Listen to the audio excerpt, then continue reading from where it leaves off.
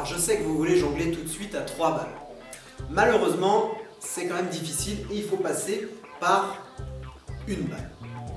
Quand on jongle avec des balles, des anneaux, des massues, des foulards, on commence toujours avec un seul objet.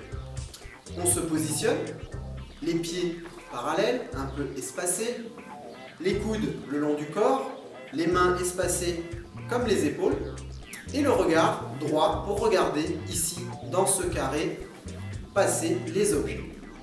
Voyez que mes yeux suivent la balle, mais ne la suivent pas jusqu'aux mains. Car quand j'en aurai 3, 4, 5, je ne pourrai pas suivre toutes les balles.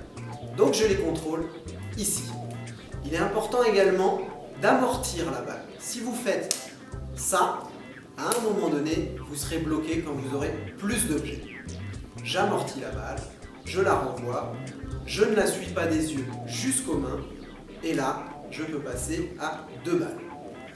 Lorsque je fais 2 balles, vous verrez plein de gens faire la technique qu'on appelle la technique des bébés.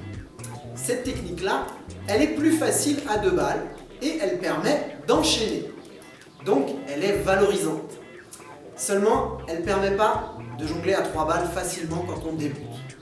Pour ça, je vous propose la cascade.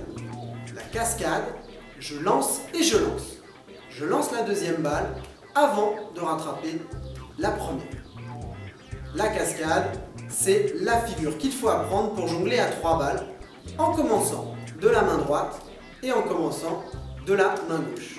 Vous voyez que mes balles ne partent pas en même temps, qu'elles vont à peu près dans mon carré de contrôle, mais pas au même moment. Hop et hop.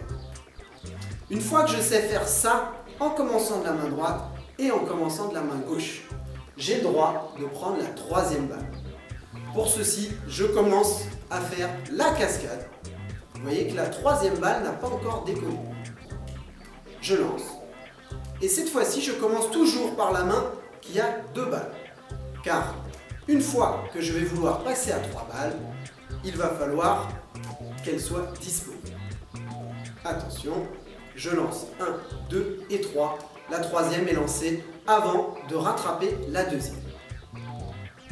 Maintenant, vous allez faire certaines erreurs, notamment cette erreur-là qui est de passer par devant. Ça peut se corriger avec une seule balle. Regardez, quand je jongle à une balle, la balle décrit un 8 allongé.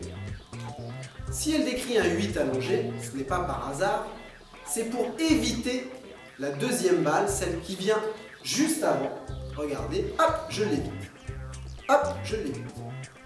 Ici. Et quand on se retrouve à 3 balles, vous voyez que mes 3 balles décrivent un 8 allongé. Bon courage!